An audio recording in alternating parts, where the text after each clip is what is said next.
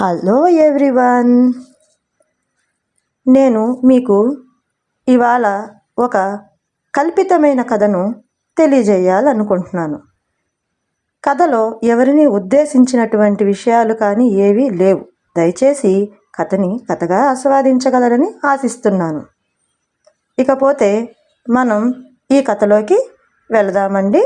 కథ అది ఒక అబ్రాడ్స్లో బిజినెస్ పరంగా విద్య నేర్పించేటటువంటి ఒక పెద్ద కాలేజీలోండి స్టార్ట్ అవుతుంది.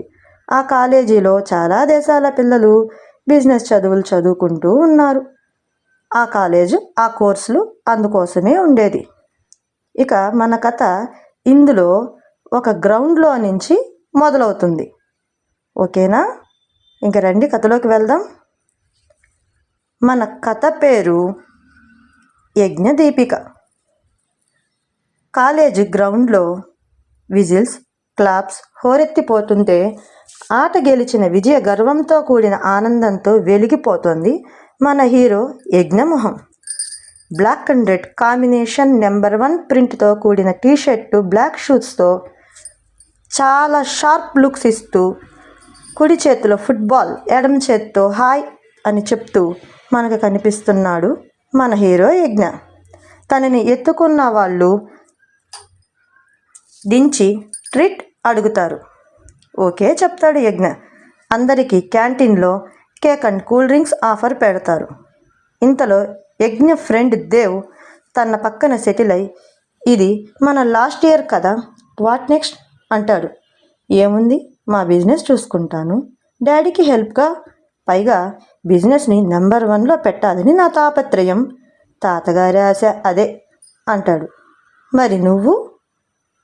ఇంకా ఆలోచించలేదురా, మాకు మీ అంత లేదు కదా, ఏదో ఉన్న ప్రాపర్టీతో ఇక్కడి దాకా వచ్చి చదివాను, చిన్న బిజినెస్ స్టార్ట్ చేద్దాం అనుకుంటున్నాను అన్నాడు దేవ్.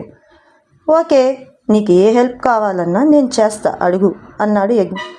అదే అనుకుంటున్నాను, పెద్ద బిజినెస్ సపోర్ట్ ఇస్తే కదా చిన్న బిజినెస్ మూవ్ అవుతాయి అని. సరే అలాగే, నా సపోర్ట్ నీకు ఇస్తానులే అంటాడు యజ్ఞ.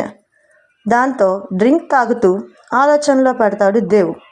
చిన్నప్పటి నుంచి ఇద్దరు బెస్ట్ ఫ్రెండ్స్ అవడంతో ఒకటే చదువుతూ వచ్చారు. చాలాసార్లు యజ్ఞ దేవ్కి హెల్ప్ చేశాడు. దాంతో నేను నిన్ను వదులుకోను యజ్ఞ, నీ రుణపడి ఉంటాను అని అనుకుంటాడు దేవ్. మరి దేవ్ యజ్ఞకు ఏ విధంగా హెల్ప్ చేయాలనుకుంటున్నాడు? ఏ విధంగా దేవ్ యజ్ఞ ఒకరికొకరు సపోర్ట్ తీసుకుంటూ లైఫ్లో ముందుకు వెళ్తారు? మనం రేపు సెకండ్ ఎపిసోడ్లో కలుసుకుంటాం.